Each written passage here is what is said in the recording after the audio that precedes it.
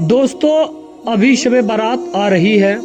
شب برات کی بڑی فضیلت ہے، یہ فضیلت والی رات ہے، بڑی فضیلت والی رات ہے۔ اس رات میں یہ نماز ضرور پڑھیں۔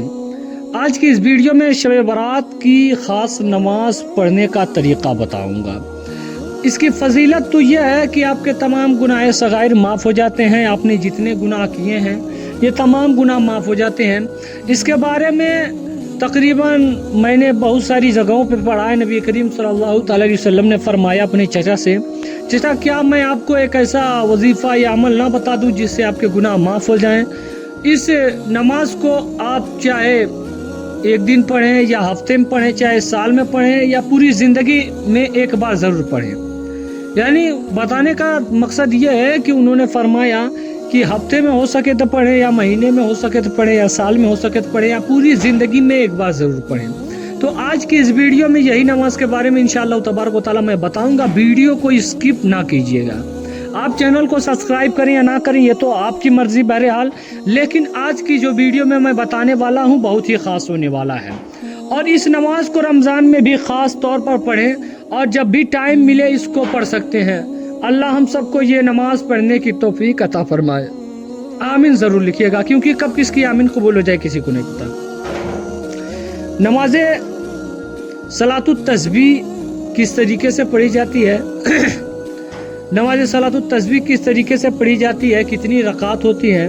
تو میں آپ کو بتاتا چلوں کہ صلاۃ التسبیح کی 4 رکعت نماز ہوتی ہے، جس کی ایک رکعت میں 75 مرتبہ ایک خاص تسبیح کے الفاظ کو پڑھا جاتا ہے۔ ٹھیک اسی طرح سے چاروں رکعت میں 300 مرتبہ آپ کو پڑھنا پڑے گا۔ صلاۃ التسبیح کی نماز کا طریقہ میں بتاتا ہوں۔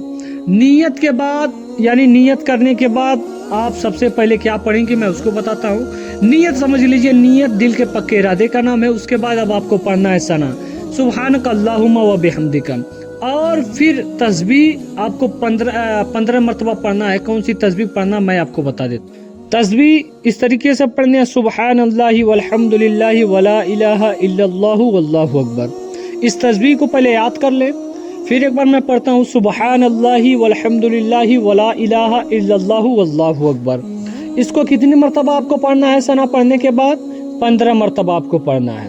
جب آپ 15 مرتبہ پڑھ لیں گے اس کے بعد آپ پھر اعوذ باللہ من الشیطان الرجیم بسم اللہ الرحمن الرحیم پڑھ کر سورہ فاتحہ پڑھیں۔ اس کے بعد کوئی ایک سورہ ملائیے، کم از کم 3 آیت کے مقدار کے برابر ہو۔ سورہ ملانے کے بعد تسبیح 10 مرتبہ، پھر وہی تسبیح پڑھنا ہے۔ پھر رکوع میں تسبیح 10 مرتبہ پڑھنا ہے، یعنی جب آپ رکوع میں جائیں تو سب سے پہلے تو رکوع کی دعا جو ہوتی ہے سبحان ربی العظیم، اس کو 3 یا 5 یا 7 مرتبہ پڑھنا ہے۔ اس کے بعد وہ جو تسبیح ہے سبحان اللہ والحمد للہ ولا الہ الا اللہ واللہ اکبر، اس کو پڑھنا ہے آپ کو 10 مرتبہ۔ اس کے بعد پھر سمیع اللہ لمن حمدہ کہتے ہوئے کھڑے ہو جائیں، پھر اللہ اکبر کہتے ہوئے سجدے میں جائیں گے۔ اب سجدے کی تسبیح بھی 3 یا 5 یا 7 مرتبہ پڑھنا ہے۔ اس کے بعد پھر 10 مرتبہ آپ کو یہی دعا پڑھنی ہے، سبحان اللہ والحمد للہ ولا الہ الا اللہ واللہ اکبر۔ پھر دوسرے سجدے میں تسبیح پڑھیں گے 3 یا 5 یا 7 مرتبہ، پھر یہی دعا پڑھیں گے۔ اس طرح سے پہلی رکعت میں تسبیح آپ کو 75 مرتبہ پڑھیں گے، اور اگلی رکعت کے لیے کھڑے ہو جائیں گے۔ دوسری رکعت میں بھی اسی طریقے سے 75 مرتبہ، یعنی سورہ پڑھنے کے بعد کوئی سورہ ملانے کے بعد 15 مرتبہ، اس کے بعد 10 مرتبہ تسبیح پڑھنا۔ آپ رکوع میں جائیں گی اسی طریقے سے 10 مرتبہ تسبیح پڑھنا ہے۔ جب آپ سجدے میں جائیں گی پھر 10 مرتبہ آپ کو جلسہ میں پڑھنا ہے، پھر آپ کو 10 مرتبہ اسی طریقے سے آپ جب کھڑا ہوں گی۔ اب دوسری رکعت میں قاعدے میں جب آپ بیٹھ جائیں گی، یہ تو 2 رکعت مکمل ہوگی، قاعدے میں آپ بیٹھ جائیں گے، پھر تیسری رکعت کے لیے کھڑے ہو جائیں گے۔ جب آپ دوسری رکعت میں قاعدے میں بیٹھ جائیں گے یا بیٹھ جائیں گے تو اتحیات پڑھنے کے بعد اب کھڑا ہو جانا ہے۔